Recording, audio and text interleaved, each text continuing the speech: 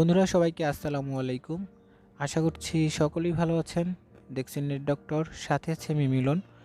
বন্ধুরা, আজকে আমি আপনাদের সঙ্গে নেক্সাস অ্যাপ্লিকেশনটি নিয়ে আলোচনা করব। কিছুদিন আগে আমি নেক্সাস অ্যাপ্লিকেশনটি নিয়ে একটি ভিডিও তৈরি করেছিলাম, যেটার মাধ্যমে আপনাদের দেখিয়েছিলাম যে নেক্সাস পে ইনঅ্যাক্টিভ কার্ড কিভাবে অ্যাক্টিভ করতে হয়, ডাউনলোড করতে হয় কিভাবে, সেটা নিয়ে আলোচনা করেছিলাম। তো আজকে আমি বরাবরের মতো আলোচনা করতে চলেছি নেক্সাস পে অ্যাপ্লিকেশনটি অন্য একটি নতুন ডিভাইসে কিভাবে লগ ইন করবেন। অনেকেরই প্রবলেম হচ্ছে যে নতুন কোনো ডিভাইসে আপনারা ইচ্ছা করলেও লগ ইন করতে পারছেন না। এর মেন কারণটা কি সেটাই আলোচনা করব আজকের ভিডিওটিতে। ভিডিওটি প্রথম থেকে শেষ পর্যন্ত দেখবেন, তাহলেই হয়তো আপনারা এই সমস্যা থেকে মুক্তি পেতে পারেন। তো বন্ধুরা, যখনই আপনারা নতুন কোনো ডিভাইসে অ্যাপটি ব্যবহার করতে চান, তখনই কিন্তু সিকিউরিটির স্বার্থে আপনাকে কিছু তথ্য হেড অফিসে দিয়ে তারপর আপনাকে এটা ভেরিফাইড করে ব্যবহার করতে হয়।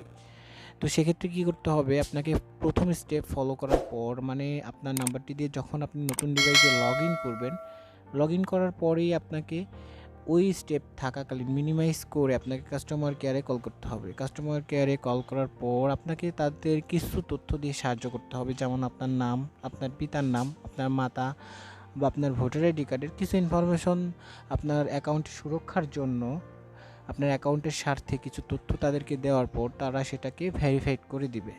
তো পরবর্তী স্টেপ ভেরিফাইড করার সাথে সাথে আপনি কিন্তু পরবর্তী স্টেপগুলো ফলো করলে অ্যাকাউন্টে আপনি লগ ইন করতে পারবেন আদার ডিভাইসে। তাছাড়া অন্য কোনো ওয়ে নাই কিন্তু। আর আমি কিন্তু অ্যাপ্লিকেশনটির মধ্যে গিয়ে এটা আমি দেখাতে পারলাম না। এর কারণ হচ্ছে অ্যাপ্লিকেশনটির মধ্যে গিয়ে যদি আমি ভিডিও তৈরি করতাম, তাহলে সেটা হয়তো আপনাদেরকে ব্ল্যাঙ্ক দেখাইতো। এটা আসলে ভিডিও ওইভাবে আসলে দেখাইতো না, ঠিক আছে। এটা সিকিউরিটির কারণে আমি ওইভাবে দেখাইতে পারলাম না। তো এভাবে যদি আপনারা করে থাকেন, অবশ্যই আপনারা আদার কোনো ডিভাইসে লগ ইন করতে পারবেন। তারপরেও যদি কোনো প্রবলেম হয়ে যায়, তাহলে আপনারা অবশ্যই আমার সাথে যোগাযোগ করবেন। দেখবেন যে আমার ডেসক্রিপশন বক্সে আপনার ফেসবুক লিঙ্ক পেয়ে যাবেন, আদার সব ওয়েবসাইটের লিঙ্ক পেয়ে যাবেন। ওইখান থেকে আপনারা আমার সাথে কন্ট্যাক্ট করে আপনারা এই সমস্যা থেকে সমাধান হয়তো পেতে পারেন, ঠিক আছে। তো আজকের মতো এই পর্যন্তই। নতুন কোনো ভিডিও নিয়ে আবার সামনের দিন আসবো। তো সে পর্যন্ত ভালো থাকবেন। আল্লাহ হাফেজ।